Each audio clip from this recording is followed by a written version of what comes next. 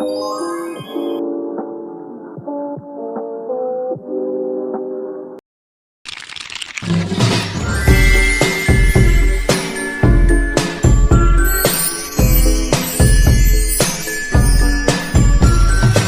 semuanya, kenalin aku Deandra Putri Lasabila.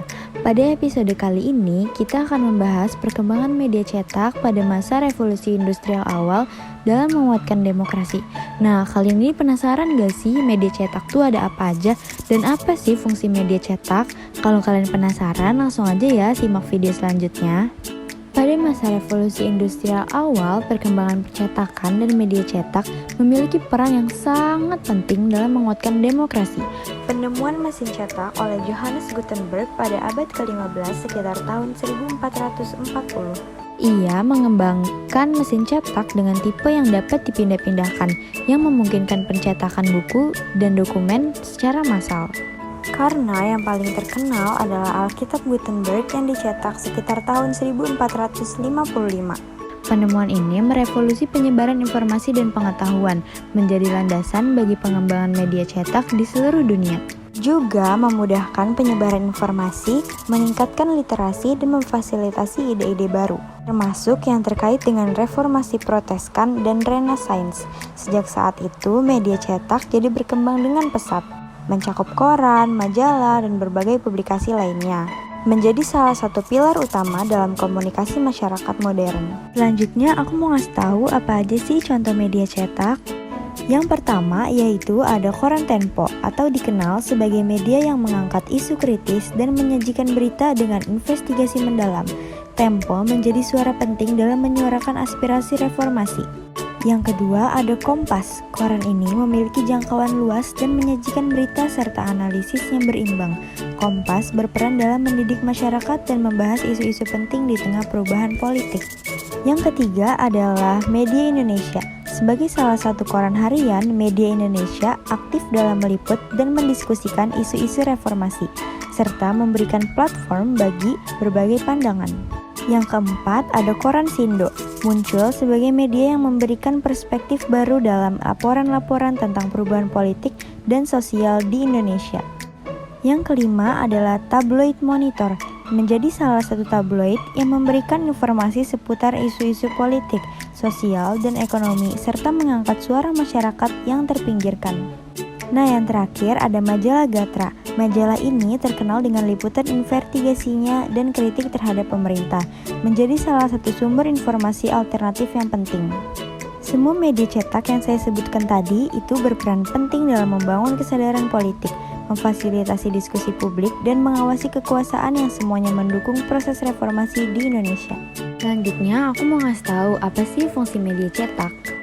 Yang pertama, adanya akses informasi. Dengan munculnya mesin cetak, informasi dapat diproduksi dalam jumlah besar dan disebarluaskan dengan cepat.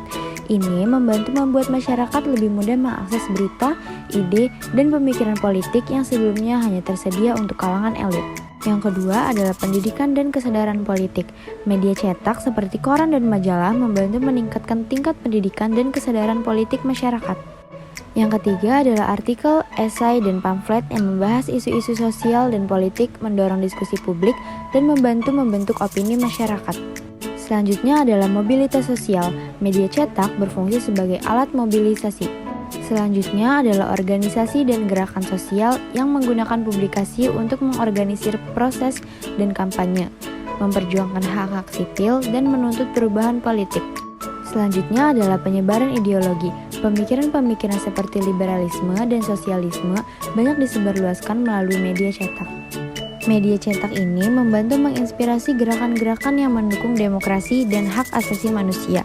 Pengawasan terhadap kekuasaan, media cetak ini berfungsi sebagai anjing penjaga, mengawasi tindak pemerintah, dan memberikan laporan yang kritis. Ini menciptakan ruang bagi masyarakat untuk meminta pertanggungjawaban pemimpin mereka. Secara keseluruhan, perkembangan dan percetakan dan media cetak pada masa revolusi industri awal menciptakan lingkungan yang lebih demokratis dengan memberikan suara kepada lebih banyak orang dan meningkatkan partisipasi publik dalam proses politik. Yang selanjutnya adalah perkembangan media cetak. Perkembangan media pada masa revolusi, terutama di Eropa dan Amerika, sangat signifikan dan membawa dampak besar dalam berbagai aspek. yaitu inovasi teknologi. Selama revolusi industri, inovasi seperti mesin cetak steam dan rotary press mempercepat produksi media cetak, memungkinkan produksi koran dan majalah dalam jumlah besar. Peningkat aksesibilitas dengan biaya produksi yang lebih rendah, media cetak dapat dijangkau oleh lebih banyak lapisan masyarakat. Ini menciptakan pasar baru dan meningkatkan literasi, sehingga banyak orang yang terlibat dalam diskusi politik dan sosial. Media cetak digunakan untuk menyebarkan ide-ide revolusioner seperti hak asasi manusia, kebebasan, dan demokrasi. Pamflet, brosur, dan surat kabar menjadi sarana penting untuk propagandakan gerakan-gerakan seperti revolusi Prancis dan revolusi Amerika. Media cetak juga menciptakan forum publik di mana isu-isu sosial dan politik dapat dibahas. Koran dan majalah menjadi salah satu tempat untuk debat, kritik, dan penyebaran opini, membentuk opini publik yang lebih luas. Pengaruh pada pemerintahan. Penerbitan yang kritis terhadap pemerintah menjadi semakin umum. Media cetak berfungsi sebagai alat pengawasan, membongkar korupsi, dan meminta pertanggungjawaban dari para pemimpin. Peran dalam mobilisasi. Media cetak menjadi alat penting dalam mobilisasi massa. Banyak organisasi politik dan sosial menggunakan media cetak untuk mengorganisir protes, pertemuan, dan aksi kolektif. Secara keseluruhan, perkembangan media cetak pada masa revolusi juga bukan hanya mempengaruhi cara orang menerima informasi, tetapi juga memainkan peran kunci dalam mendorong perubahan sosial dan politik yang lebih besar. Dengan semua ini, percetakan dan media cetak membantu menciptakan masyarakat yang lebih aktif, terinformasi, dan partisipasif yang merupakan fondasi penting bagi sistem demokrasi yang sehat.